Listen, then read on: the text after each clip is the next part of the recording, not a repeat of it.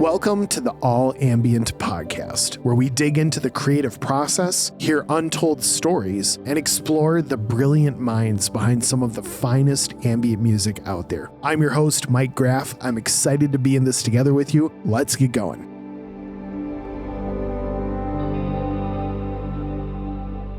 Well, hello everyone, and here we are with another edition of the All Ambient Roundtable. Getting to hang with Marshall, Ben, and Kirk is always a joy, and we got to dig into, of course, some great stuff, have some awesome conversation on creativity and on industry, and we had a lot of fun along the way, of course. And we also dug into some mental, emotional process stuff, what it would be like to, in fact, unlearn some of the things that we have, quote, brought along with us on this journey called life in the midst of creativity and all the things that we do. So yeah, it was humbling. It was encouraging. It was a really great time together. I hope you enjoy it. Here it is, our latest edition of the All Ambient Roundtable.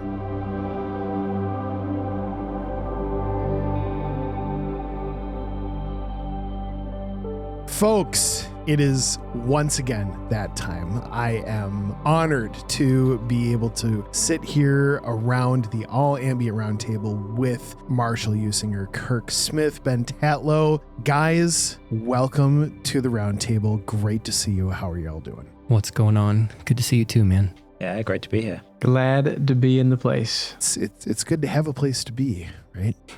Oh man, well, it's funny because maybe at the start of these roundtables, it's like, well, what are we going to talk about just to even get the ball rolling? But I don't think it ever really takes us more than a second or two. And then all of a sudden we just kind of crack that bottle wide open and it just flows for however long it flows for. So I'm really excited to hang out tonight and to talk. But yeah, if nothing else, I mean, just to see some wonderful familiar faces. And I know all of us are working on stuff right now and doing stuff, but thanks for pressing pause on life and family and creativity and productivity and all that for a chance to hang. So glad to do it.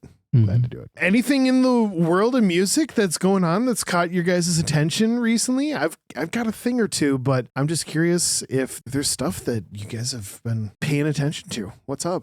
Did we talk about the Spotify fake streams taking music down from artists? Yeah, we did. Yep. A few months ago, we did do that, didn't we? I won't bring that up. Is there any new movement on all that fun stuff? I feel like it's just an ongoing thing, right? That, you see quite regularly, pretty significant sized artists who are getting caught up in all this stuff, especially those with a more kind of DIY style distributors like DistroKid.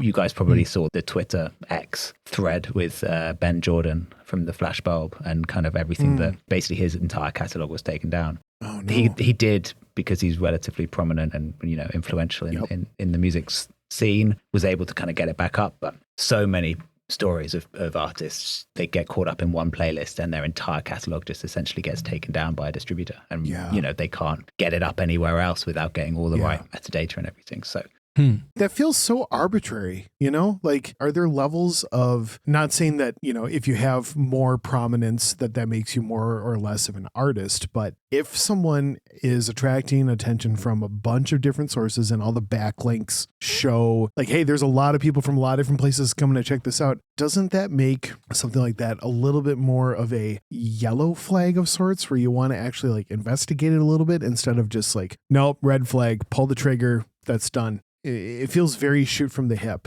and I don't love that. It makes me feel less secure and even in whatever laurels I'm resting on. Yeah, it's the whole catalog too. It's not like it's the one song that's being like, okay, this single got into this playlist that's heavy on bots. It's like, okay, let's address this single instead of like you're off the internet. I think it's a matter of incentive, though, for people like DistroKid. And like, if you are paying $20 or $50 or whatever a year, the value of you as a customer is so low. If you're with a distributor who are taking a sizable chunk of 10, 15, 20%, and you're making decent streaming revenues, then there's a lot more incentive for them to want to get behind you and say, hey, let's look at this. Yeah. And let's check. I was actually in a call with our distributor, Identity Music, yesterday, and we were talking about, amongst many other things, this issue. And, they were like, yeah, look, we look at every artificial streaming report and only really flag things if it's something which is way off piste. If you're, a track gets 5%, 3% artificial streams, sure, they notice it, but they're not going to start taking stuff down because they can see, and they've done their background checks on the artists and the labels they work with, and they know that it's legit. And so I don't know, work with people who've got your back. It would be my recommendation. Right. Right. At least if they don't have their back, they at least have an aligned interest to protect their own backs. Yeah. Maybe one and the same, but yes. Yeah. I had a case in point of that recently. I do a couple cover project things that have been going on with recurring releases each year. Been doing it for several years. A lot of fun. My kids love it. It's true. Those have all been through CD Baby from back in the day. Started with them and just, if it ain't broke, don't fix it. But they just like a week or two ago, I got an email from them saying, hey, we got word from, one of these streaming platforms. I think it was, they may have named Spotify, but just saying there's some alert on some fraudulent streams. And when I got that email, I was like, oh, it's a for real like pillar that might, fall out of the stack or whatever. And I just, regardless of, whether it's, 10 streams or 10 million streams, when I wrote back and was just like, hey, so here's my personal, like I've never done any places, I've never paid for anything. It's all been, organic growth, this sort of thing. They responded pretty quickly. It felt like the first email I got may have been sort of like a, cut, copy, paste. There it goes. But then the response was, hey, we looked into it. I think they said something like, it may have just been a few overzealous single listeners or something like that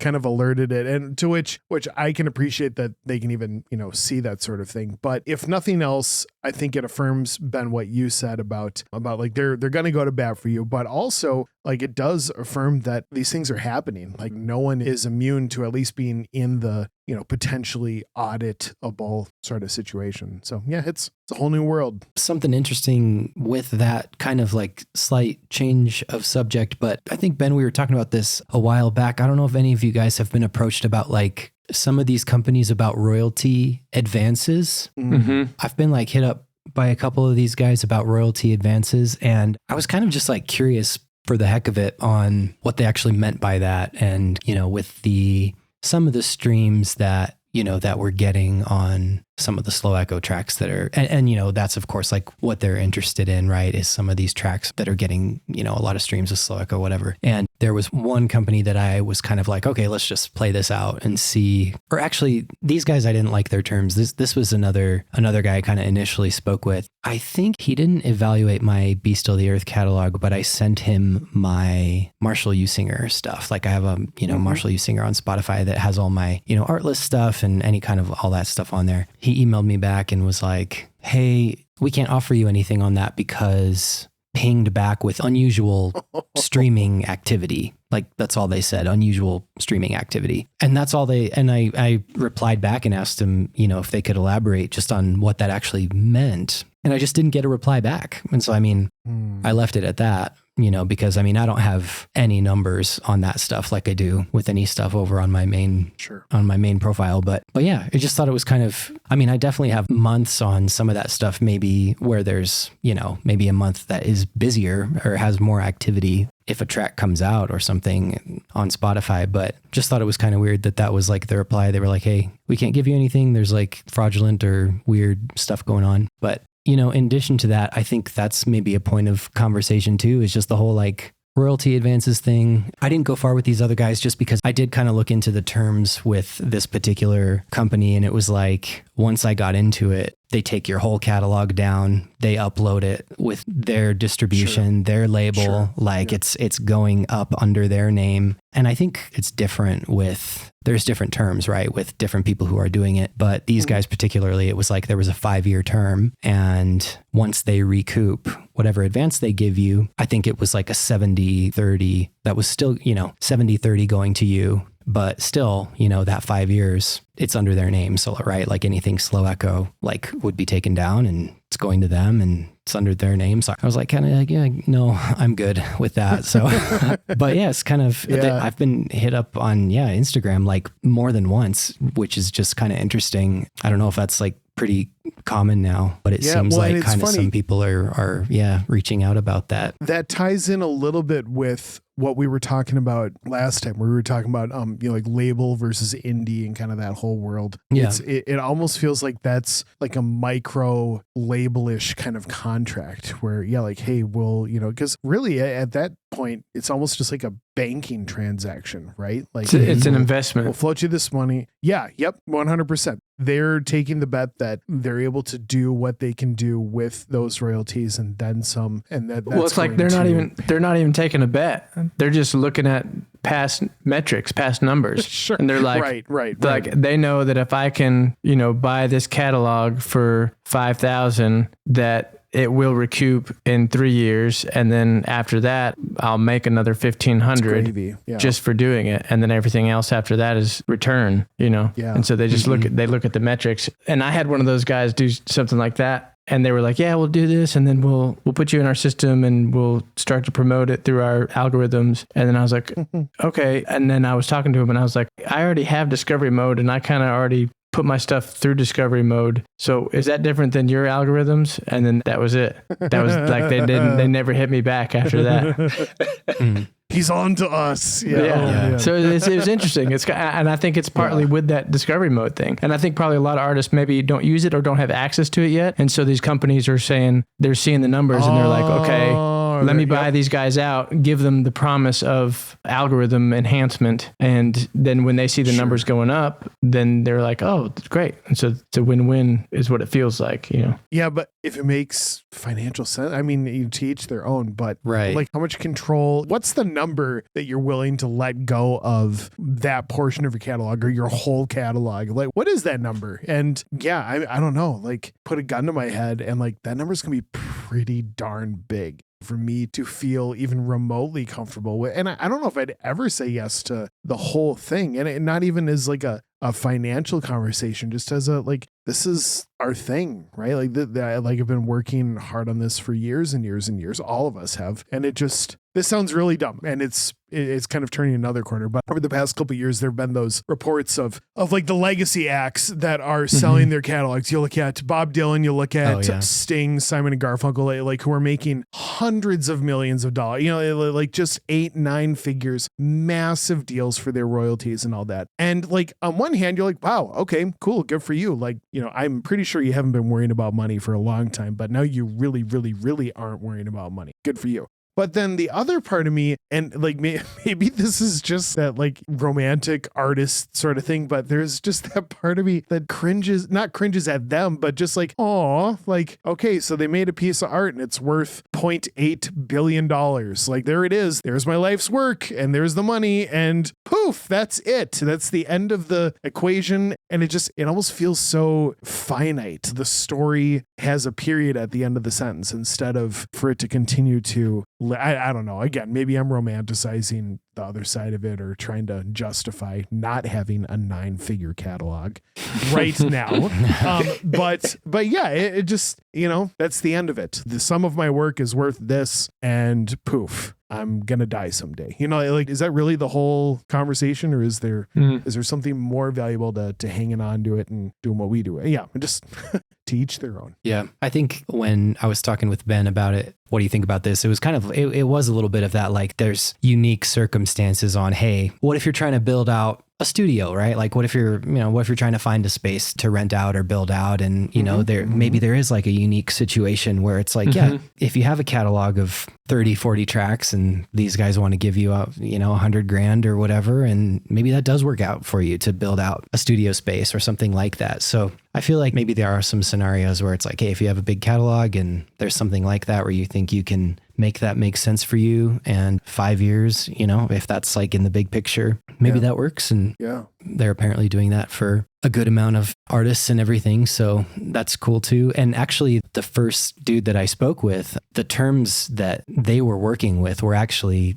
much more appealing in the fact that I think it was like once it was recouped, the deal was good. There was no term. He was like, sure. Most guys that you will speak with, there's a term where they're making more back. He's like, with us, once we recoup, that's it. We give it back to you at that point. So that was much more obviously appealing. But yeah, then of course he came back with the the whole fraudulent thing happened. So, but yeah, so I think in a circumstance like that, right, it's like maybe it makes sense for you if you're trying to expand your operation or something like that. But yeah, for the most part with like what our conversation last time around ownership, and I think there is a lot to be said there about just selection and who you work with, and the grander picture of things is a big part of that too. So, which is nice to be in the spot to like be a bit more selective about that if you can, you know. Yes. Yeah, and a lot of distributors are starting to do that kind of thing, which I think makes a little bit more sense for most artists. Like I don't know if you guys know STEM, they're a distributor. Yeah.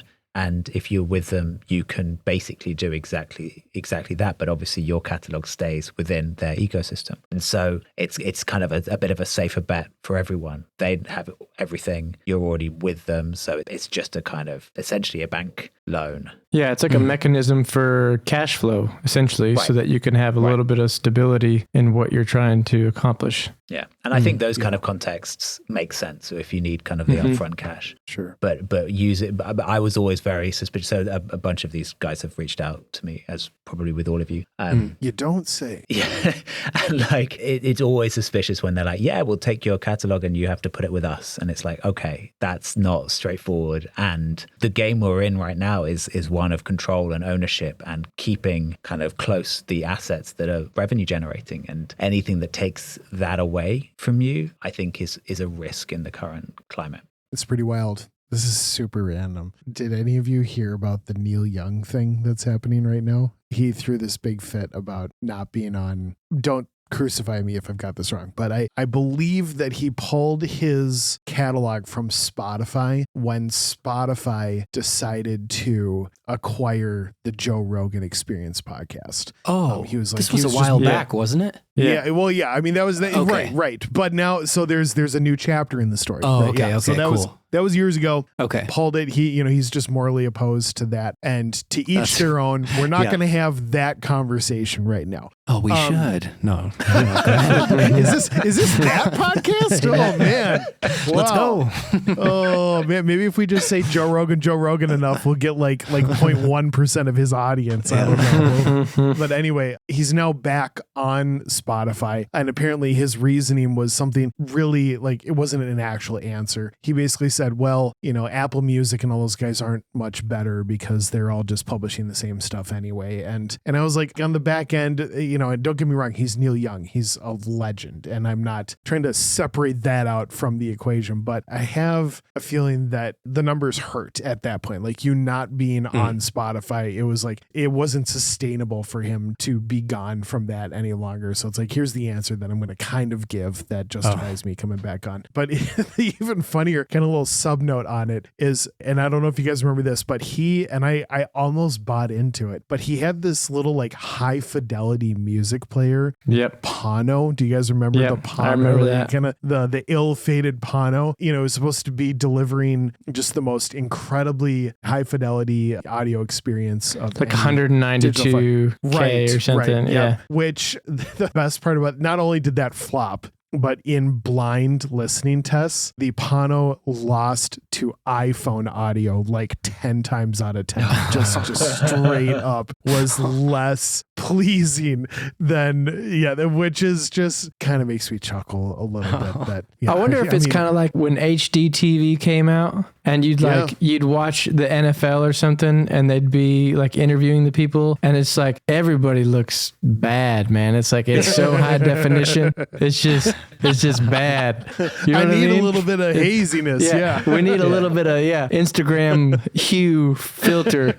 Hashtag add the filter back. That's why every venue has 4 fog machines for a reason, right? Just that gloss over everything. Oh man. But yeah, I guess Neil Young's back. And streaming it's interesting because, we're indies, we're on a different scale of this than those who are entered the zeitgeist of, pop culture and all that. And they're not happy with how things are going. I was just, I've got an article up from James Blake, he's trying to work on some stuff right now, but he's just been very vocal about streaming services don't pay properly. Labels want a bigger cut than ever. They're just sitting and waiting for you to go viral. TikTok doesn't pay properly at all. Touring, which is touring is getting prohibitively expensive, which of course that was all greatly catalyzed by COVID and how everything exploded in cost and lockdown and potential reach and all that. But later on, the brainwashing worked, and now people think music is free. If we want quality music, somebody's going to have to pay for it. The industry is beyond, I'm going to use the word screwed here, is beyond screwed, and musicians are getting screwed harder than anyone. I'm extremely lucky I got in before streaming took over and before all these shady deals were made behind our backs. But there's some pieces in there, and I think he's got some stuff later this month that he's trying to get out into the world, which will be interesting. But we're not the only ones having these conversations, right? Like, these are things that hit everybody. They hit the level of, Ben, that you were talking about.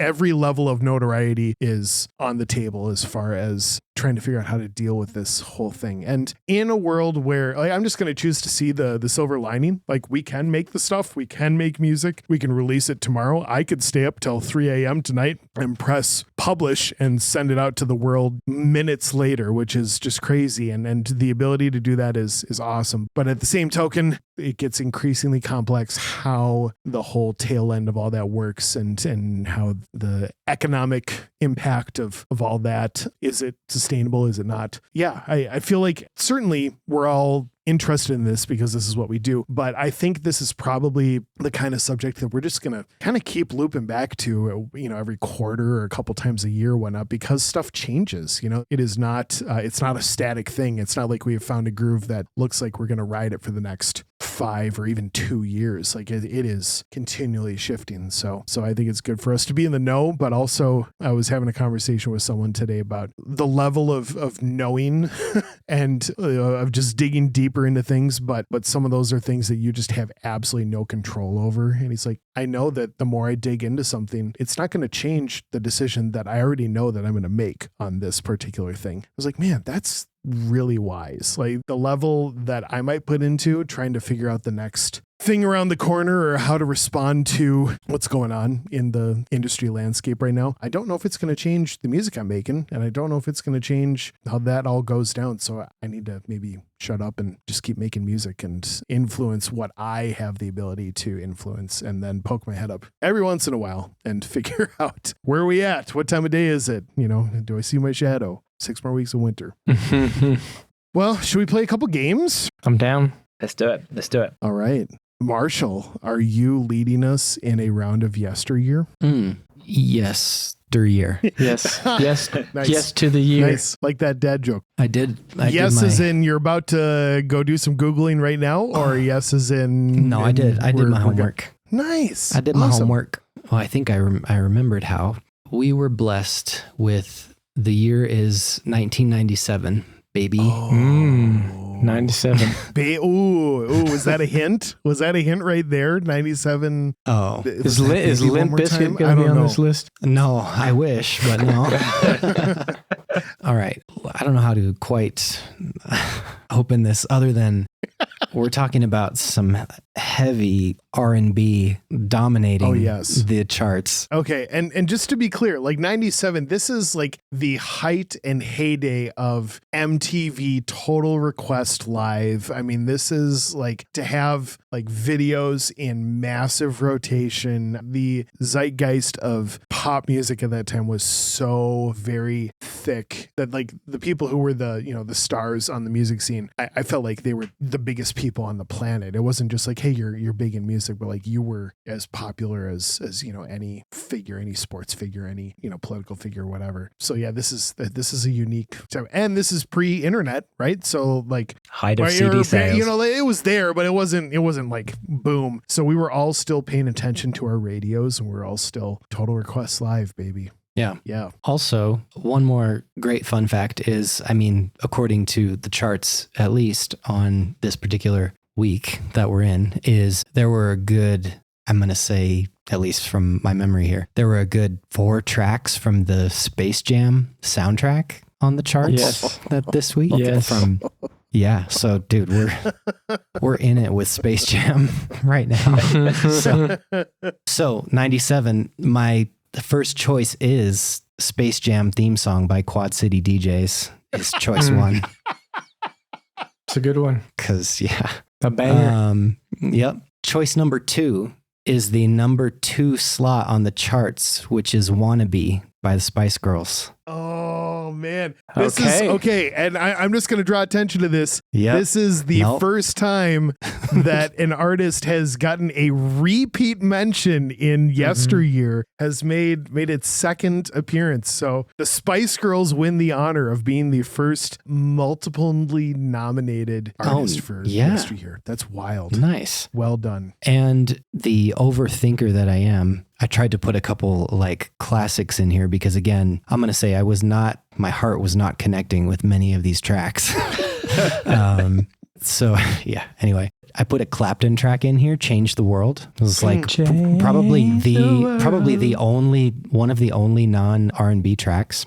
The next choice, Step by Step, Whitney Houston from, what's that movie? Preacher's Wife? The Preacher's Wife? Yeah. And the last and very good track is No Diggity by Blackstreet.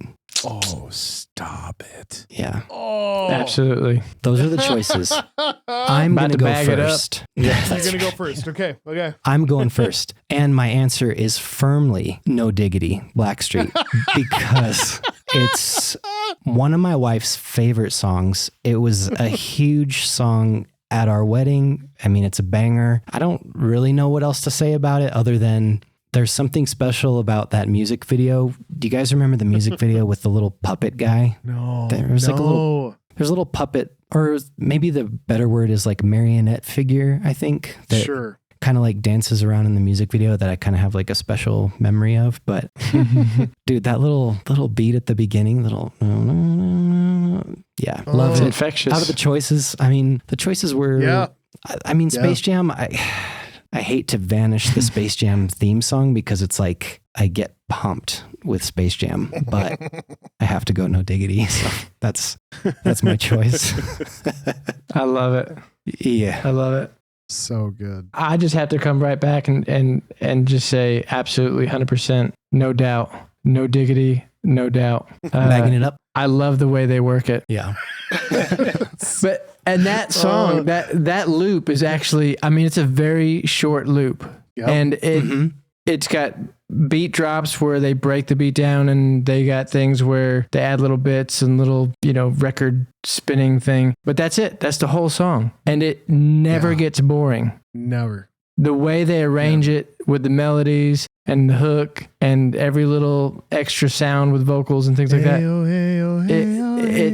It hooks you in at the beginning, the first sound, and it keeps you there to the end of the record. And it's literally the same. I think it's like a 4-bar. It's not even 8 bars. I think it's a 4-bar loop, and it just works. And I like want to use that in production classes with my students and be like, if you get something that just moves you and just works, you can work it, and you drop it, and then you bring it back, and you add little hooky melodies, and you're done. So it's a testament to just simplicity at its best. There we go. So, love it. That's amazing. I vote for No Diggity for sure. Keeping it going. Yep. Let's go. 100%. And the moment that my 12-year-old and 8-year-old sons listen to this and they realize that I did not pick the theme song from Space Jam, I'm going to get a talking to from them for sure.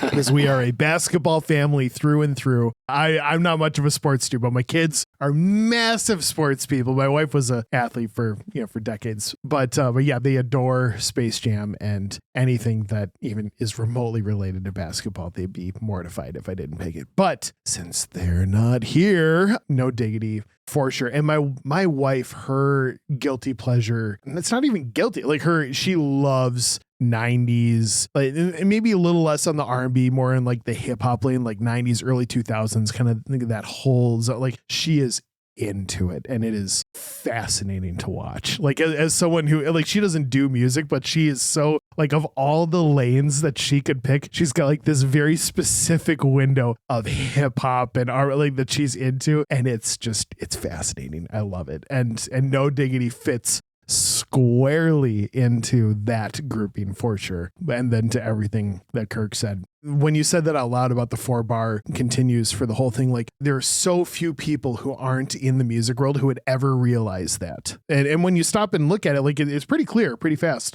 To them, they're just like, oh, this song's a bop. But to us, it's almost even more of a feat where you're like, how the heck did they make that 6-second long thing? They literally repeated it like, what? It just worked 30 times, 35 times. And it's nuts. Yeah, well done. Ben's going Clapton. Come on, Ben. I'm not gonna make it a full house. I mean, that is my favorite track of all of them for sure. But I'm gonna go, and this is controversial, but I'm gonna go for the Spice Girls. And I'm Ben! I'll tell you for why. Because firstly, we banished them like however 4 months ago we banished them. So let's stick up for them a little bit. And so I grew up in Sweden for the first few years of my life, but in 97, I'm pretty sure it was 97, we moved as a family to the UK. And I was like 10 at the time. And it was the first time I had like a kind of radio in my room, and I would have like, you know, basically the pop charts and that kind of stuff on all the time, you know, UK radio. And so Spice Girls was on a lot. And so it's kind of a track that takes me back to that time, even though I don't love it as a kind of musical experience. There's a certain level of kind of nostalgia and childhood memories. I will go for Wannabe by the Spice Girls. Yeah. That's great. There you go. Yes. There you go. Well done. Also, I want to talk about, though, Space Jam one more time. Let's. What can you name the other Space Jam songs that were on the top 40 list?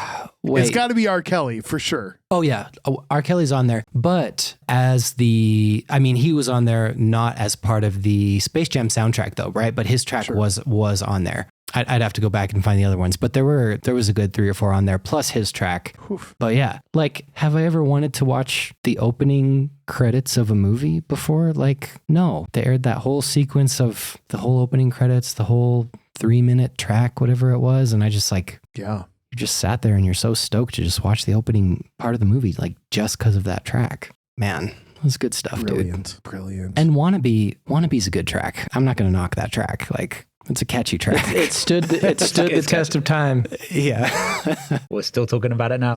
Yeah. Great selection. Yesteryear. Yeah. Need a little jingle. One of you guys make one? When you guys going to make a little jingle? Right. I'll put it on the docket. You know what's going to happen? This is okay. When we have to get enough episodes in where we've played this, but by the time we've gotten 10 or 12 true winners and maybe a couple outliers, for us to put together a playlist out there in the world of the winners of our yesteryear competition. And it's a good idea. Oh man, to just have that on in the background and the hits, nothing but the hits. Oh man. Oh, Blackstreet and Eminem and Queen and oh boy, we're in for a ride. It'll be fun. All right, well, let's just continue the antics and play a round of what song. I am gonna pull mine up right now, and I'm ready. Are you guys ready? Oh golly. Truthfully, I thought this was going to need more of an explanation, but it does not. This one is pretty tame. It's cool. I'm very excited about it, but I went to a rock show last week with a buddy, and I swore that something from listening to the bands that were going to, that were at that show, somebody was going to show up on my what song thing, and they did not, which is very interesting. So we don't have to go down that whole rabbit hole. But I do have, Marshall and I talked about this like a month or 2 ago. I do have an artist called 8-Bit Era up on my thing, and I was listening to their chiptune music. Nice. An album called One Up. The song that I'm currently on is called Start. 8-Bit Era is a licensing moniker by probably one of my favorite creators ever. His name is Darren King. He was the drummer for Mute Math, for the band. Even before that, he pulled duty for Earthsuit. He's been part of a production team with Paul Meany for a very long time. They've done a lot of stuff with 21 Pilots. He does stuff with his wife as Sucre. I believe he won the National Drum Off competition a few years ago. I've used his samples left and right through just a whole ton of production stuff. Dude is a genius. And so I don't know when I waltzed on this, but at some point, it's kind of a hidden little gem. I mean, on Spotify, there are very few people who actually listen to 8-Bit Era. It is almost embarrassing, but more so in the sense that I know this is created for licensing. Like it has its success over in, I believe it's Soundstripe is where that's living, but it's a bop, man. He's got some stuff that is great. And little fun fact, just because we're the music nerds who have to deal with this stuff, but it appears as though someone else is releasing music under the same moniker, newer stuff that is not nearly as cool as his stuff. And the monikers have merged together and they weren't supposed to. And so I DM'd him. Who knows if we'll ever see it, but I was like, hey, love the stuff. And by the way, it's being overwritten by someone. I mean, if you were to look at the moniker, you'd be able to tell very clearly where the line separates from his stuff into somebody else trying to do it. But yeah, just another victim of the moniker bleed over and having to talk to all the powers that be of all that stuff. But fun, 8-bit era start. Nice. Love me some chip tune. I'll shut up after this, but there are all those like emulators of if you were to take the sound chip from a Super Nintendo or from an NES and do like all that stuff's great. But I was like, man, could I make, even if it was just like a short single or EP or whatever, but like, could I make an entire Dear Gravity album out of a Super Nintendo sound chip set or something like that? Just could there be a way, process it enough and get all sorts of weird with it that it could live in the land of ambient, cinematic, whatever? I don't know. Challenge accepted? I don't know. We'll find out. Just slow it way down. Just call it 4-bit. Hey. I like the way you work it, Kirk. No diggity. All right, who's next? I got this. Go ahead. Hey, you do it. Hey, I got this. Pretty much all I've been listening to is Lil Homies called Kiasmos, which is not our dear direct friend, but our dear friend Olafur Arnolds, who's makes great music, and his Icelandic friend Giannis, and they make housey, techno-y, cool dance music, and it's really cool. And the track is called Dragged, and that's just the track that's on. I'm actually going to fly out to London at the end of May and see Kiasmos, and that I'm really looking forward to that. Nice. Yeah, dude. That's Big incredible, man. I know. So fun. I'm gonna do a little. I don't know what I'm gonna do. I'm gonna blow up what's the Facebook group? What's the Valley View Facebook group called? Is it a Valley View Facebook group or is it like I think so. Yeah, there is Valley View one. It's just called a Valley View. I feel like it should just be called like a Ambient Labels Facebook group. But I'm just gonna start blowing it up in May and just tell everybody that I need a place to sleep and somebody let me come stay with them, please, and hang out with me. But man, document the whole thing, dude. Please take me to have some good coffee and food. And I actually know Bobby's going to the Kiasmos show. Hatsu, our friend Bobby, is going to the show. So I'll probably hit him up and hopefully hang out. But yeah, anyway, I'm looking forward to it. So fun. That'll be great. That'll be amazing. And that's a good track. And yeah. Ben, how about you? Yeah, so on mine, I have probably one of my favorite ambient tracks. It's by Jon Hopkins. Oh, thanks. You didn't have to put me exactly. on, Ben. My goodness. Dear wow. Gravity from his latest album. Yeah. Just putting myself at the head of the table, guys. All right.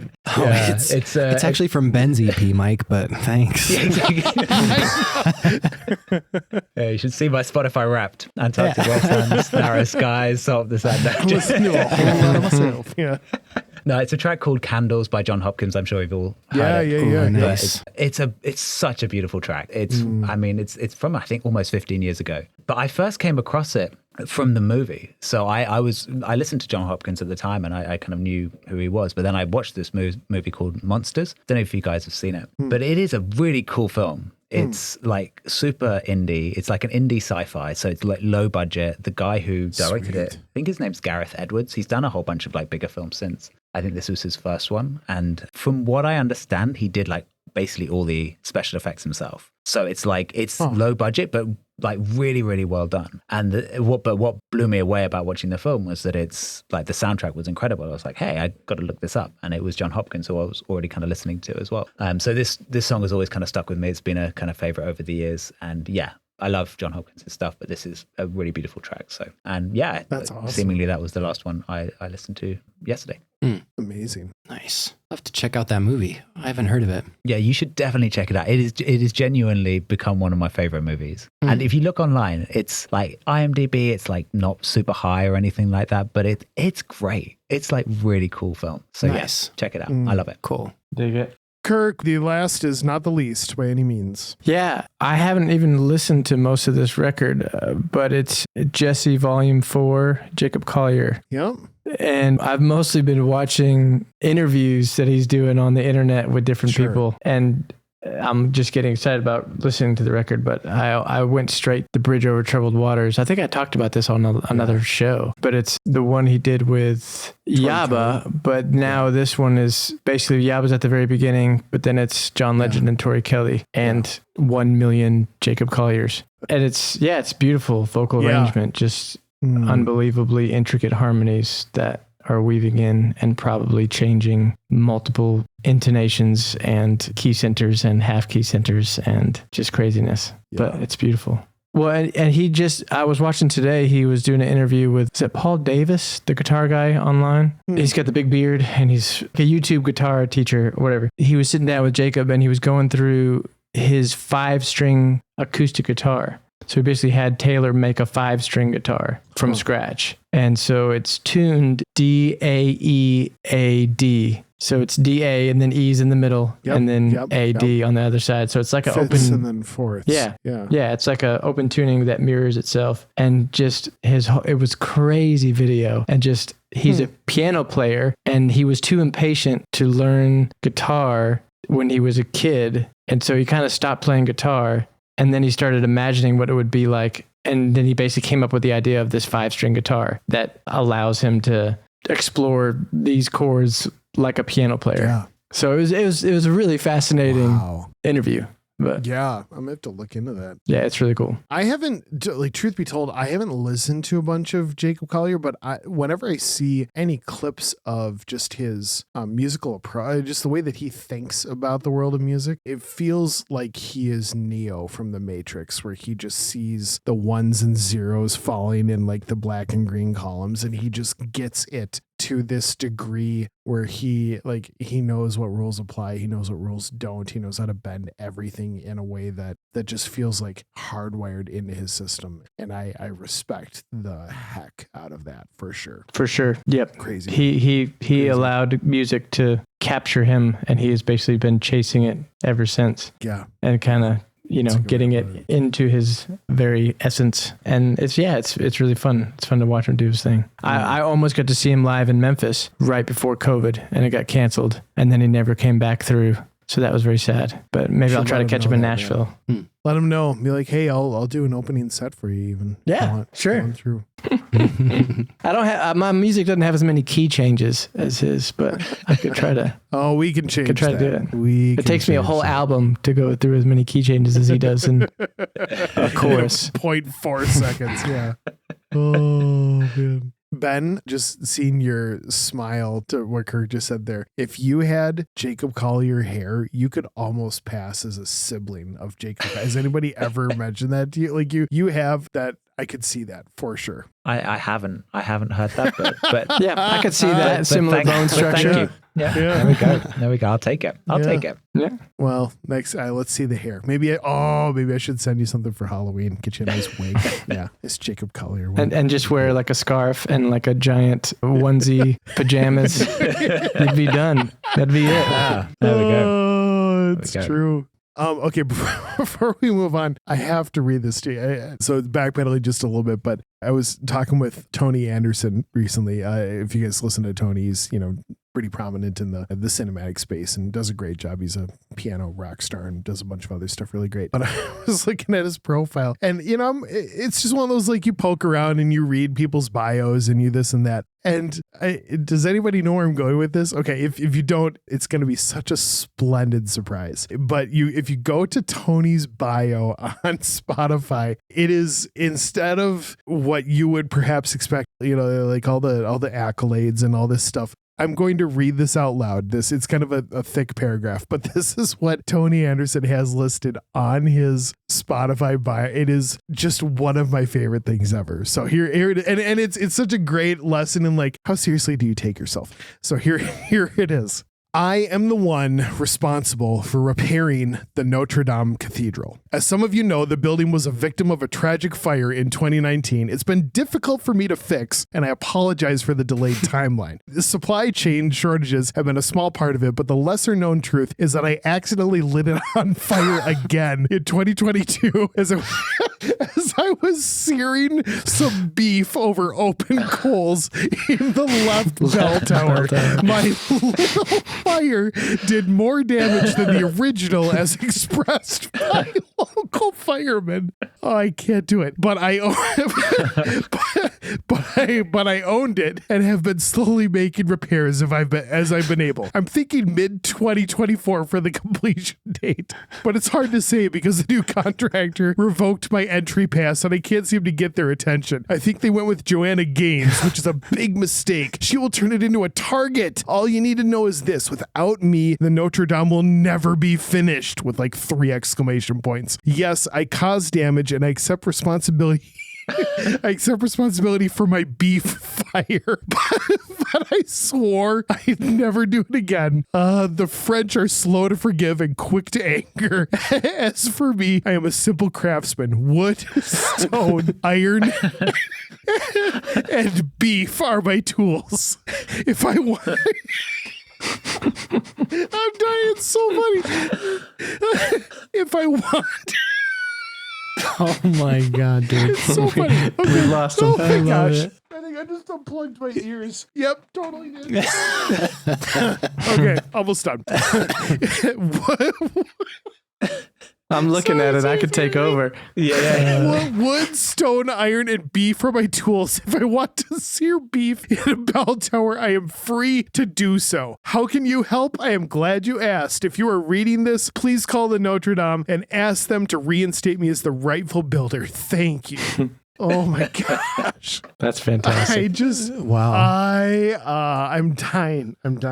It's just one of my favorite things. And it actually kind of dovetails into what I want to talk about a little bit later. But that just made my month. Yep. I mean, and it's even got a picture of like the Notre Dame with people on photo of himself. Yeah. It was like scaffolding and people waving. Like, this is hilarious. I love how far he went. Yeah. That's great. Thanks. Yes, I caused damage and accept responsibility for my beef fire. I swore I'd never do it again. Oh my gosh. That is too That's funny. fantastic. Just the best. So if you guys need me, I'm going to be rewriting my bio for the next week or two. Oh, man. I love it. Just so good, man. Well, with that, I shall lead us into the next portion. I wanted to just ask you guys one question. It's a little bit broader, but it's something I've been thinking about. I referenced it a little bit earlier, kind of my approach to it. And we'll come back around to it. But I just wanted to ask you guys at this stage in life, specifically in your music career, I am curious, what would you unlearn right now is something that I've been dwelling on. And I think I personally need to be careful with this, because I don't want to fill myself with this idea of regret or like I've mishandled something or anything like that. But I do know that there are things that I have needed to learn and needed to grow in for sure, that had I perhaps shedded said things sooner, it would have been interesting to watch. Yeah, just what that influence would have been at that point and all that. But it kind of dovetails from a question that I try to ask, and I know I've asked all of you guys. But it's like, if somebody else comes up to you and they're looking to follow in your footsteps, like, would you have any advice for them? Like, what would you tell them, or what would you tell like a younger version of yourself? It kind of is similar in that, but I almost want to, I'm not saying we need to go to a negative place with it, but I would be curious to hear. I am curious to hear, and I think a lot of people are. What would you unlearn in your music journey right now? Would it be helpful for me to go first? I really don't need to, but if I'm not putting that into a strong enough tee up and it would be helpful for me to kind of explore where my brain's at, I certainly will. But if that felt like I described it the way that in my brain it sounded like I was describing it, then please jump all over it. This is not an indictment on any of you that you're the only person on the planet who's made a mistake or the only person who is dealing with whatever issue or has dealt with whatever issue. I know for me, there have been so many times in my life that I appreciate the people who have given me the gift of going second, if you will, like for them to verbalize something and like to speak. This is something that I've dealt with. It's just healing for everybody, not only because they were open about it, but also like how many people start lining up and saying, yep, I've dealt with that too. Yeah.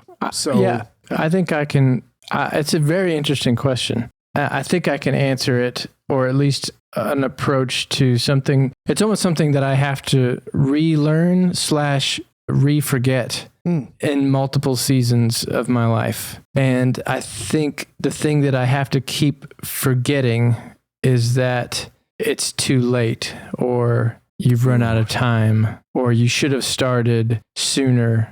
Like, I have to keep forgetting that. That's kind of something I wish I could unlearn over and over again. And I guess I can give a couple examples as to different situations. I mean, I can remember being in college and trying to learn this kind of gospel piano thing and feeling like, I've been playing piano since I was, 10. I should have figured this out. And then there was like a gig with this local band, and the guy was like, yeah, we're looking for a piano player and da-da-da. And it was like, I wasn't ready for this gig because I didn't blah, blah, blah, blah. And it was just like, just start now. Start doing it now. And I can remember starting the ambient project, and it's like, I've been producing music, and why am I even going to try to do this? I should have got into this years ago. Da-da-da. And it's just like, it's not too late. Just start now. And even now, like, I'm trying to learn guitar, and it's like, well, I'm just a piano player. That's what I do. It's like, guitar's not my thing. And it's like, I should have, And so I had to keep forgetting this idea that you can't start things because you didn't start them, And so I think that would be something I would tell my younger self or anybody. It's like, you just start now. Okay, maybe you didn't start soon enough that you think or whatever, but you have no idea how short or long your life is. And just start if you want to start. And that's fine. And you just start the journey, and you'll be surprised at how far you can go just by being consistent, even if it's brand new. Yeah. So I think I have to unlearn that. Is feeling like, oh, too late to learn this thing, or too late to try this thing, or too late to do this. It's not. As long as you're alive. Wow, Kirk. That's such a great example to all of us, man. I guess I can jump in on what springs to my mind, which I guess is kind of related, kind of slightly different take on probably the same sentiment. And that is, and something that I consistently have to unlearn and try to distance myself from, is making comparisons to other people and other artists in so many different areas, like comparing your studio and the equipment they're using to comparing like my abilities on different instruments and all of this, because it's so easy to just get so caught up in what you can't do or what you don't have. And then you forget what makes you unique and your music unique, which is the set of circumstances, the set of skills that you individually have. And if you dial that up and focus in on those, that's what makes you you. And that's what makes your creativity and your artistic expression unique and special and exciting for people to listen to. And I've caught myself so many times over the years just basically being like, hey, I like that thing. I want to essentially not copy it, but take a lot of inspiration from that. And then you realize, hey, no, that's not me. I need to find my voice with the things that are uniquely me and explore those. And yeah, I don't know. I don't know if one can fully get out of that. And I don't think that necessarily looking at other people and seeing what they're doing well and those kind of things, that's not a bad thing. But it's when it goes deeper and you're like, okay, I am comparing, and I'm comparing myself in a negative light to that person. That's where I think it can become harmful. Yeah. So yeah, I think that would be my thing that I would encourage others on, and I would continue to encourage myself to not do that. And again, just to clarify, like there's benefit to being like, hey, that's a style of music I like, or that's a person who I really like. I am going to copy that because I want to learn how that was done. Like that is a good thing. But when it comes to your own kind of like pure artistic creations, paying too much attention to what other people are doing and how they're doing it, I think can be harmful to finding your own voice. Yes. Yeah, it's kind of like you appreciate the aesthetic or the tool or the technique, but as soon as you're stopping, like we say, scratching your own itch, as soon as you're not doing that and you're just kind of going back and forth and be like, oh, am I right? Is it right? Is it like this? Is it like what it should be? Now you're not drawing inspiration. You're chasing something else that's outside of yourself. But I think it's great to be inspired by these artists and then even learn and incorporate. But then you have to come back to like, what excites me? What am I resonating with? And otherwise, you're right. It becomes not inspiration, but like desperation. Yeah, exactly. And it feels like it should be comforting knowing that we all struggle with that, and yet it's not in a way.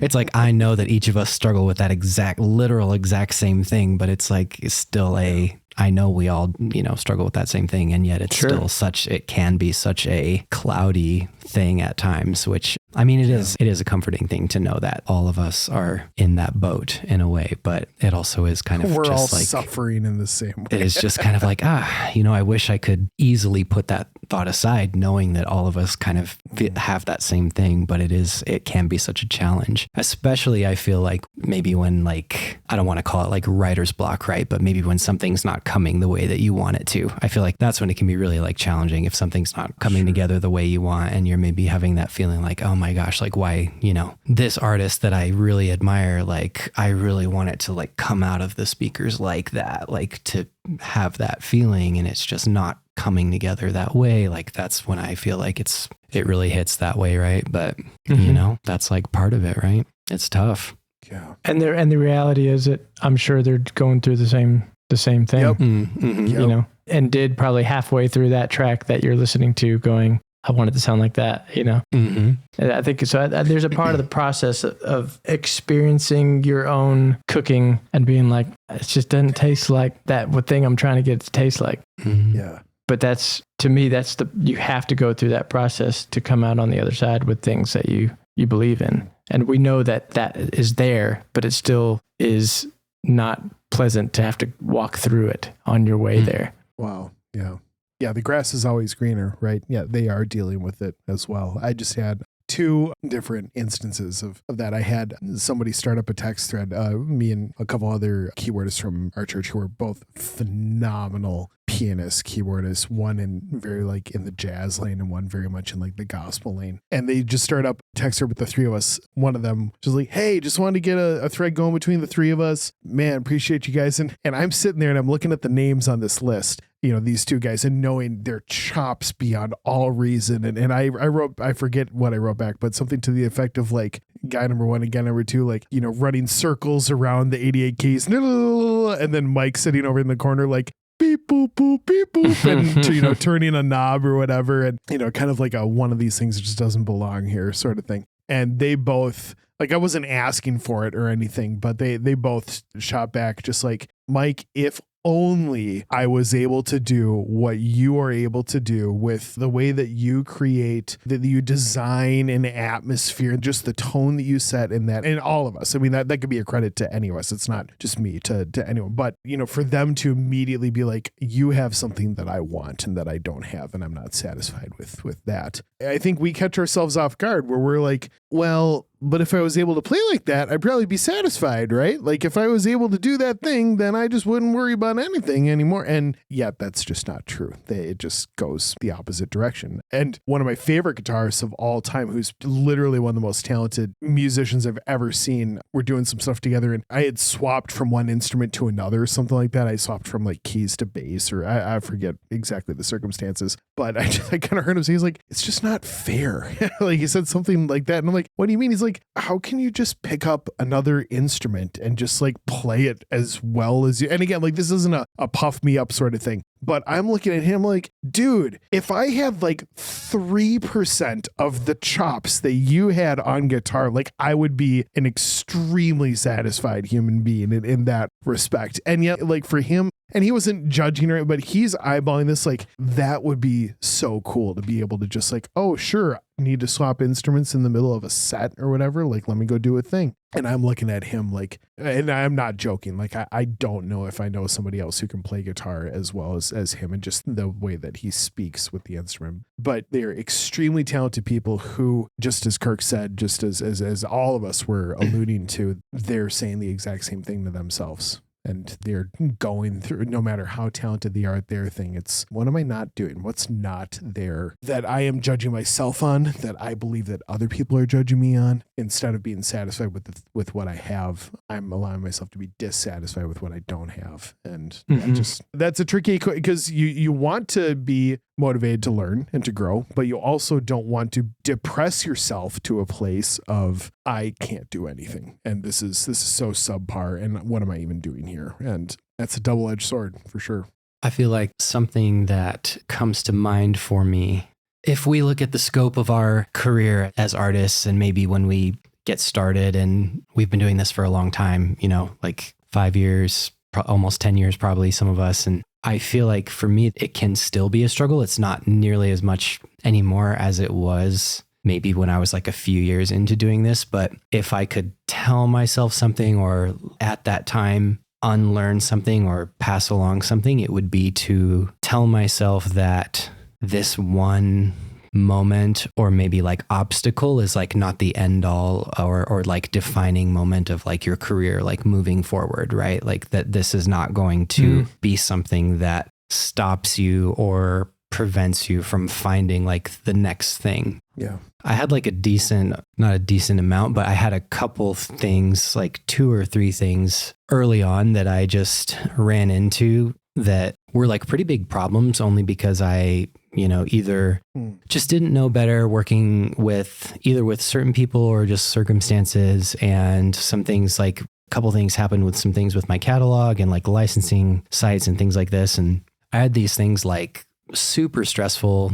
It felt like in those moments, right, that it was gonna like almost that I couldn't do music anymore. It just felt that serious at the time, or I just wanted to kind of like just put it away. And it was hard to see past that, And so I feel like that's just a good example of, in that circumstance, it felt so consuming. And there's other moments that have been like that where it's maybe not so serious. Maybe we talk about like the playlists and you really think something is going to land and it doesn't or whatever. But that's something I feel it can be. It's just a mindset, not being in the mindset that everything is just this defining thing, or not everything is our biggest project, or not everything has to be looked at as like that it was a failure if it didn't turn out a certain way that we thought it was going to. That's something that I think, I'm much more improved at that now than I used to be. But early on, that's definitely something that I would have loved to like be able to work on better or be more aware of. And, we're creatives, right? We're artists. So I always used the analogy of an aural, AURL, like an aural exciter, or like, so essentially something that, not quite like a compressor or limiter, but basically something like a maximizer, where if it's above this threshold, then it gets multiplied by a certain degree. And if it's below this threshold, then it gets gated or pulled down to a certain,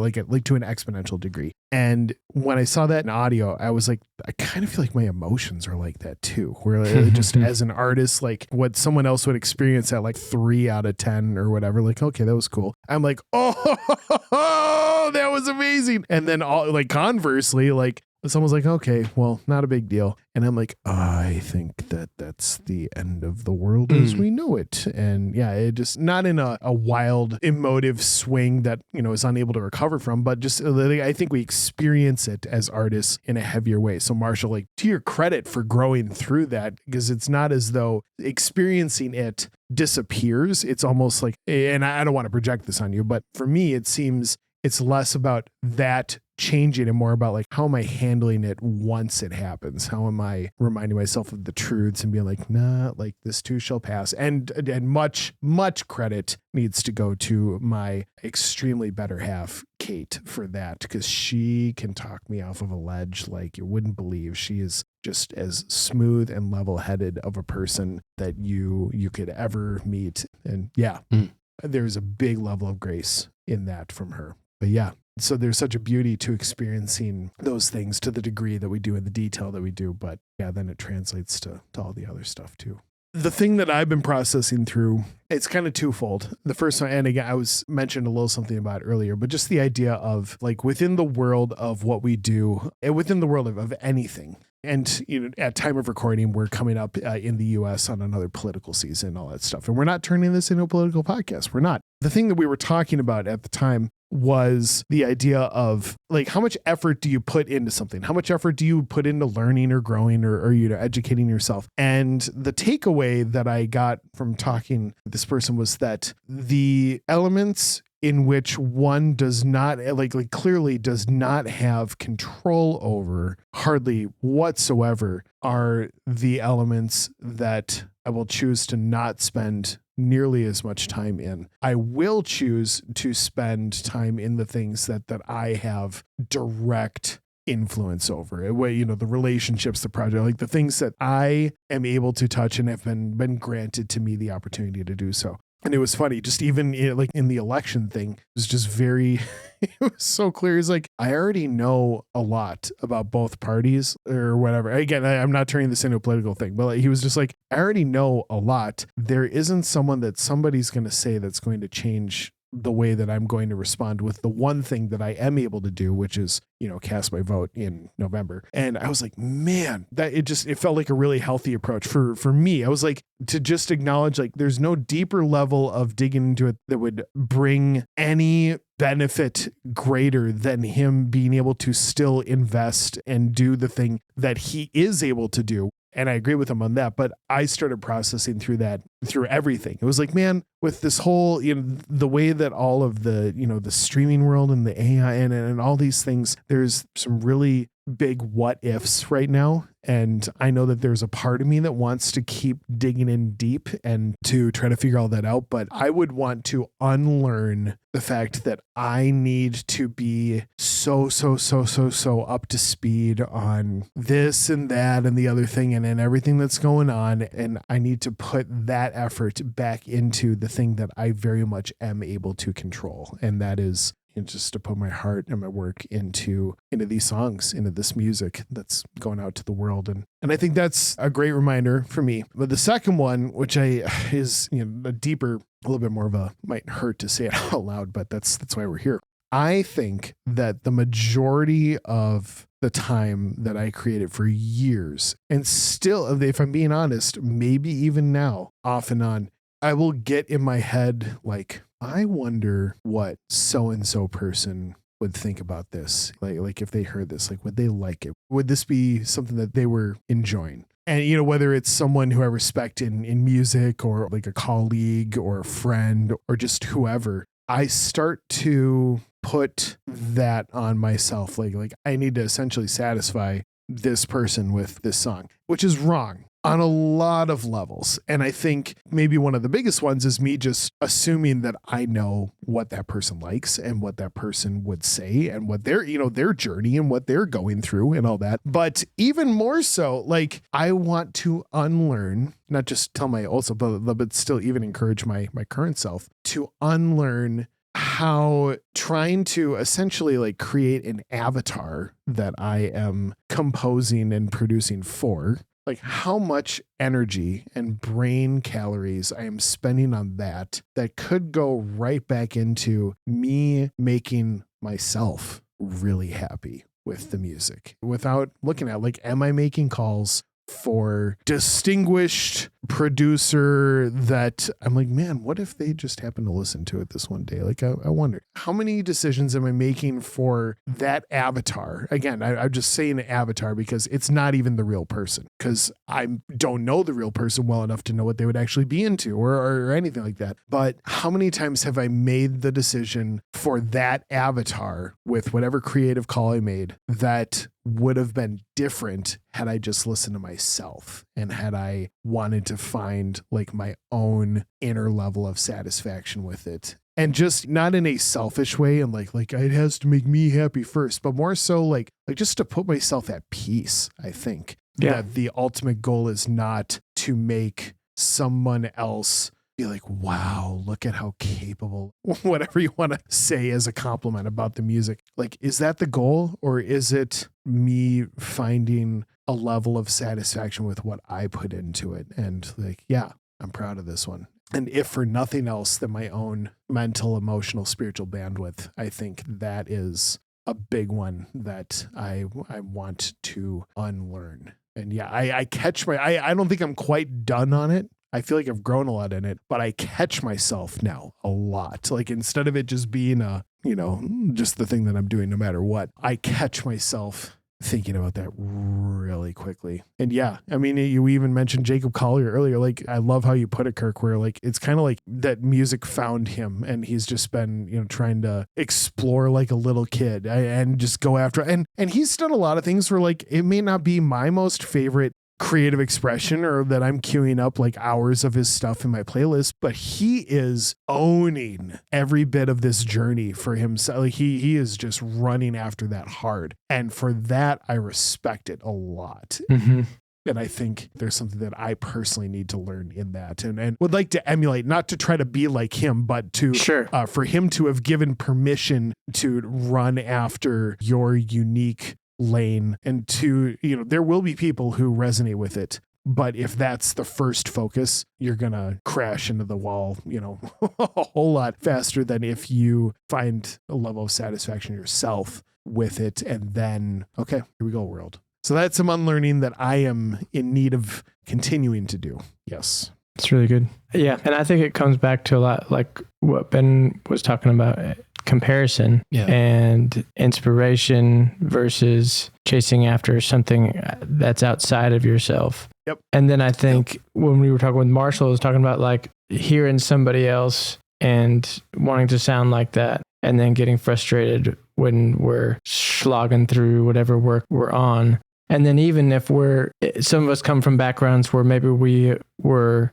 doing commissions or working for a movie thing or working for a licensing thing, and they're like, this is what we want, this is the pitch, this is the thing, and you're like, okay, and now you're kind of making this thing to try to serve someone, which is great, and there's nothing wrong with that. And you can even there's a lot of satisfaction and creativity, but it's still this kind of thing like, do you like this? Did I do it right? Is this is this good? Mm-hmm. And so we have that hardwired in us, depending on where we've started our journey and where we're going with our journey. But I think it comes down to a place where there's a real good, honest, authentic desire to move people and bring people an emotion, whether that's joy, grief, hope, all those things.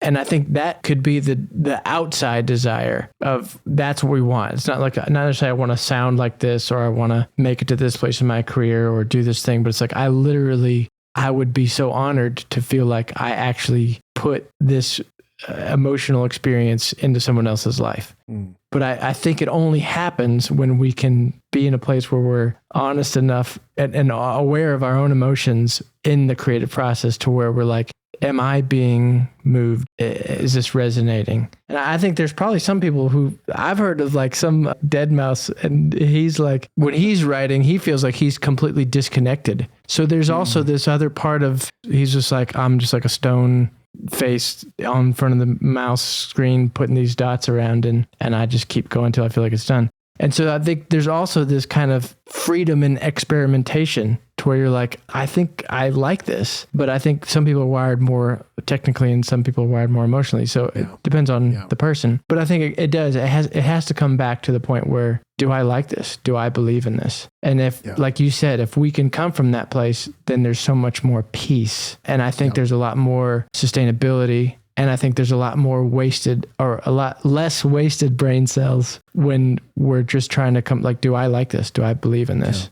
Yeah. And then we can kind of move on to the next thing once it's done. Preach. Well, guys, not that we have to be official about it, but I think that these are great things to speak out loud because we can kind of loosely encourage each other and hold each other accountable on it too. And I think, for those around us as well, like sometimes it can just be so good to speak these things because then they start to lose some of the power that they have over us. And when you get more people talking about it, it feels less scary. It has a face now. It has a name. It's almost losing a bit of the mystery of hiding in the shadows, in the recesses of our brain, if you will. So I love bringing this stuff to light. And I hope that we just keep encouraging each other on it. Again, not sitting down as like a support group or whatever, but hey, which support groups are amazing. And I love the support, just coming alongside each other. But yes, may our roundtable serve each other well as we encourage and truly, to pull each other up by the bootstraps a little bit. Be like, hey, you're better than this. And I mean that in the best way, because we are all humans and we are all on this wild journey. And what a crazy thing that we get to do with all the ups and downs. At the end of the day, it is just a beautiful journey for sure. Glad to be in it together with you guys. Absolutely. Agreed. Well, thanks for hanging for another amazing roundtable session. And I am already looking forward to the next. Yes, Likewise. Sir. Thanks, guys.